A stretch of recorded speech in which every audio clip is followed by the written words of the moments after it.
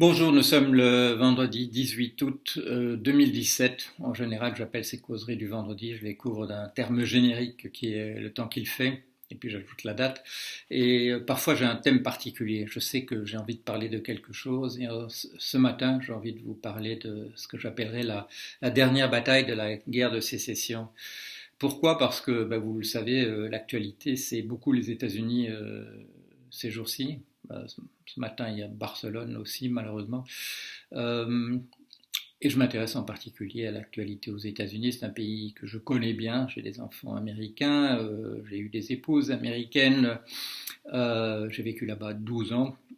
C'est un pays où je me suis mêlé des affaires locales. J'ai fait de la politique aux États-Unis, même si je n'avais pas la nationalité. Mais comme je l'ai déjà dit un jour, je passais inaperçu. J'ai dû même faire la preuve un jour que je n'étais pas américain. Les autorités m'ont demandé de faire la preuve que je n'étais pas américain. Donc je passais, je dirais, effectivement, relativement inaperçu. Et donc, cette élection de Trump m'a choqué. Non pas que j'espérais que l'autre candidate passe, parce que c'était assez significatif des choses qu'on a rencontrées récemment dans nos pays, c'est-à-dire qu'il n'y a pas de bons candidats.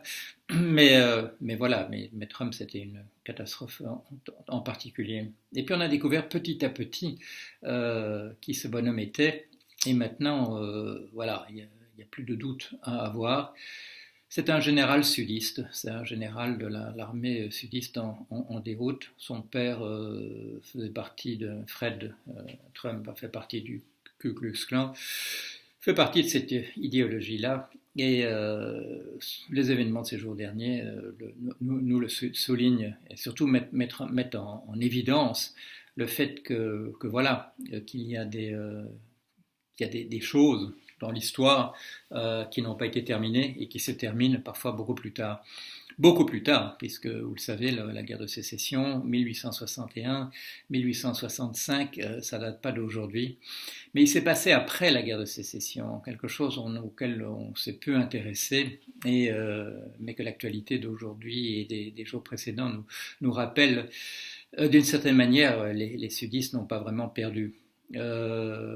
Sous prétexte ou dans un esprit, je dirais, peut-être généreux de permettre au Sud de se reconstruire, on lui a permis de ne pas, je dirais, se déstaliniser entièrement par rapport à ses visions esclavagistes.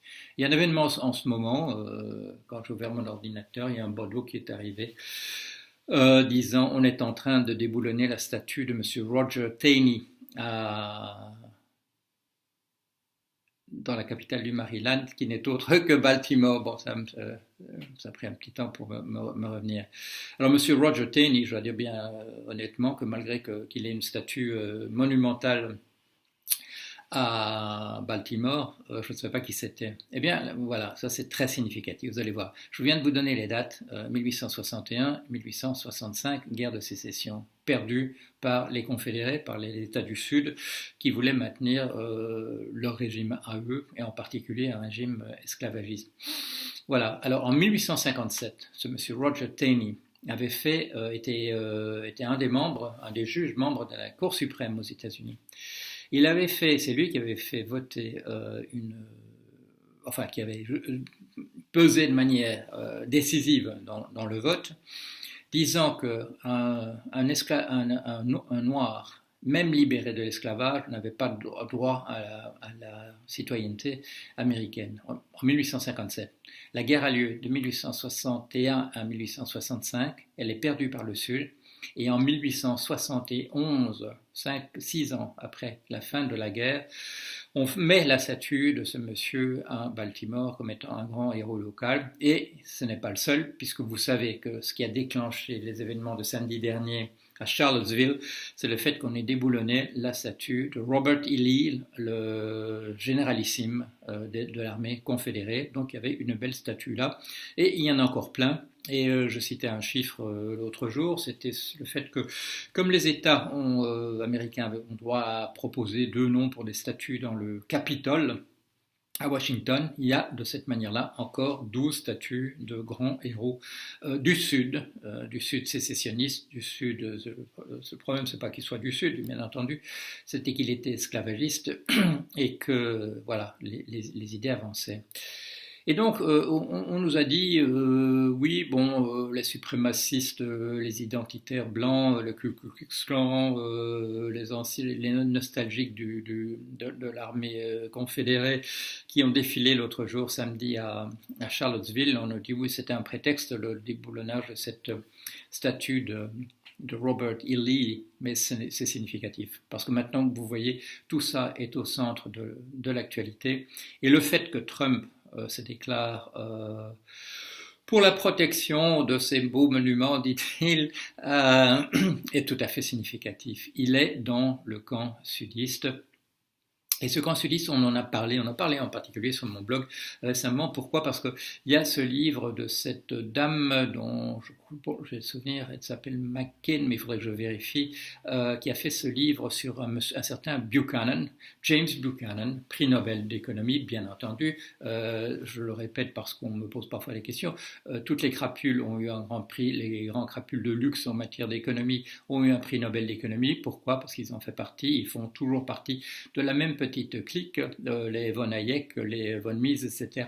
Tous ces gens-là, bon, c'était pas des sudistes au départ, mais ils ont créé cette idéologie libertarienne qui est l'idéologie des États confédérés sudistes. J'appelle ça en général, j'appelle ça un système néo-féodal ou une aristocratie de l'argent, etc. On peut appeler ça par son nom parce que maintenant ça se dévoile ces jours-ci. C'est un système à visée esclavagiste. Ce n'est rien d'autre. C'est pas simplement de priver les gens qui n'ont pas d'argent du pouvoir de prendre des décisions. C'est les priver de tout droit. C'est ça l'horizon, et si ce n'est de la vie en général, sauf s'ils peuvent être utiles à travailler. Mais vous le savez, le travail, ça ne va plus être nécessaire, et donc on pourra se débarrasser des gens qui n'ont plus de travail et qui ne rapportent pas de l'argent. Bon, alors voilà, c'est ça qui est en train de se passer. Je lisais un autre truc ce matin, les enfants de Johnny Cash prennent position contre les gens qui ont défilé à Charlottesville et qui portaient en particulier des t-shirts de Johnny Cash, le chanteur de musique folklorique, parfois country and western. Ces enfants rappellent que c'était quelqu'un attaché au contraire aux idées de gauche et que elles aussi, ces filles en particulier, je crois qu'il n'y a que des filles, elles sont de ce côté-là aussi et qu'elles n'ont rien à faire avec les identitaires et compagnie qui s'identifient peut-être à l'image du cowboy incarné partiellement par Johnny Cash, mais que lui, c'était quelqu'un d'une autre trempe.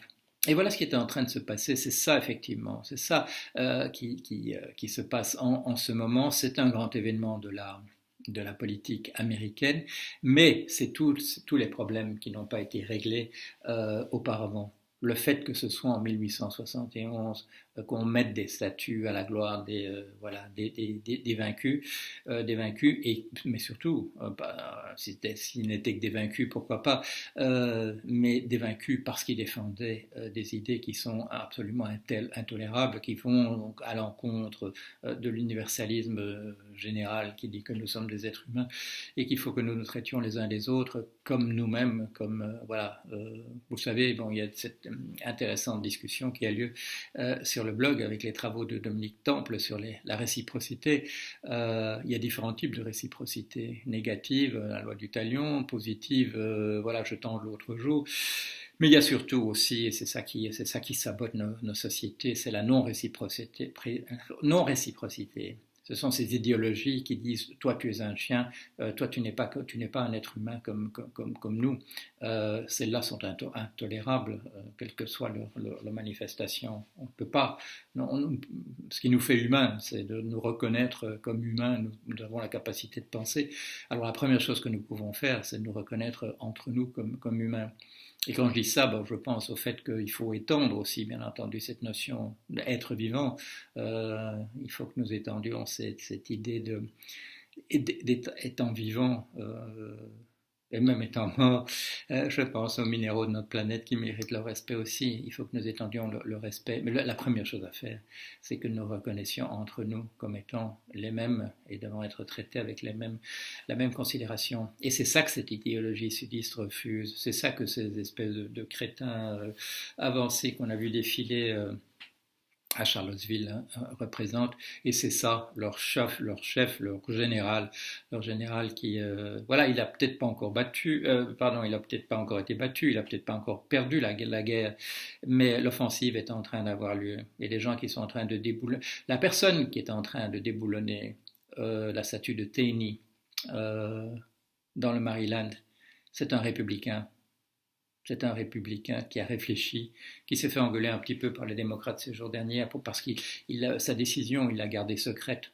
Il en a délibéré avec des gens comme lui et pas avec tout le monde. Mais voilà, il a dit j'ai été révulsé par les événements de l'autre jour. Et donc il a choisi son camp. Et c'est ça, bon, cette grande bataille est en train de ravager le parti républicain. Ce parti a été kidnappé par Trump dans sa campagne. Il ne pouvait pas choisir les démocrates, honnêtement, parce qu'il y a quand même une base républicaine, mais ce parti est en train d'éclater au milieu. Il y a les sudistes et les nordistes au milieu du parti républicain pour le moment, et comme ce monsieur Hogan, ils ont choisi leur camp. Et ce monsieur Hogan, c'est la nuit dernière, quand il a décidé de faire venir les employés de la ville pour déboulonner cette statue. La dernière bataille de la guerre civile américaine est en train d'avoir lieu. On ne sait pas qui va gagner, hein, parce que voilà, les autres, les sudistes n'ont pas des armées. Les sudistes n'ont pas des armées. On a pu le voir, ils sont là avec des kalachnikovs ou des machins équivalents pendant qu'ils défilent. Les sudistes sont toujours là et ils ont voulu lancer une bataille samedi à Charlottesville. Et cette bataille fait rage en ce moment. Elle n'est pas terminée, mais ce qu'on n'a pas fait dans la période qui a suivi 1865, qui était la déradicalisation, la déstalinisation sudiste, je crois que c'est en train d'avoir lieu, et c'est monsieur Trump qui en fait les frais, parce que comme on a fait remarquer récemment, il y a des centaines de milliers de gens qui ont participé aux manifestations du Ku Klux Klan dans les années 1920. C'était pas un truc marginal comme c'est maintenant. Non, il y avait une partie importante de la population qui suivait ce genre de protestation. Comme à la même époque ou dans les années qui suivaient, il y a eu pas mal de manifestations de type fasciste en France même, hein, avec certains événements des années 30 qui n'étaient pas loin de la sédition complète, avec la foule qui marche vers l'Assemblée nationale. Donc voilà, mais ces choses-là n'ont pas été achevées et elles sont en train la bataille décisive est en train d'avoir lieu. C'est une ironie qu'une guerre civile et une bataille qui ait lieu, ça fait quoi, 150 ans plus tard, 160 ans plus tard, mais voilà, des choses qui n'ont pas été réglées, elles peuvent continuer à fester, comment dit-on, la plaie peut de rester infectée, et il reste des choses à faire. Je lisais en même temps ce matin un autre article sur le fait que là, les preuves sont faites, en tout cas les Américains sont convaincus au niveau de leur service de renseignement et autres que là il y a des preuves de l'interférence russe dans la campagne électorale américaine. Quels sont les calculs qui avaient été faits par les Russes pour faire ça? Ils n'aimaient pas Hillary Clinton, pour des raisons diverses. Je ne sais pas s'ils aimaient particulièrement M. Trump. C'est pas le fait qu'il y ait beaucoup de l'argent de la mafia russe qui l'ait aidé dans ses affaires. Je crois pas que ça a dû jouer un rôle décisif, mais il apparaît comme un nationaliste. Et il y a peut-être un calcul, du billard à deux bandes, de se dire ce type va plomber les États-Unis, ce qui est effectivement le cas, et donc il y aura un calcul de ce type-là. Mais vous savez, cette notion de ruse de la raison, de Hegel qui est très importante, qui est que quand on regarde les événements humains avec un peu de retard, avec 100 ans de retard, 200 ans de retard, on voit que les gens ont fait des choses qui n'étaient pas nécessairement ce qu'ils croyaient faire. C'est Arthur Koestler, qui avait utilisé la notion de somnambule à ce propos-là, pour dire que les gens qui font des choses en croyant qu'ils font autre chose sont des somnambules, et il avait appelé les somnambules son livre excellent d'histoire des débuts de l'astronomie avec les Tycho Brahe, les Kepler, les Copernic, les Galilée.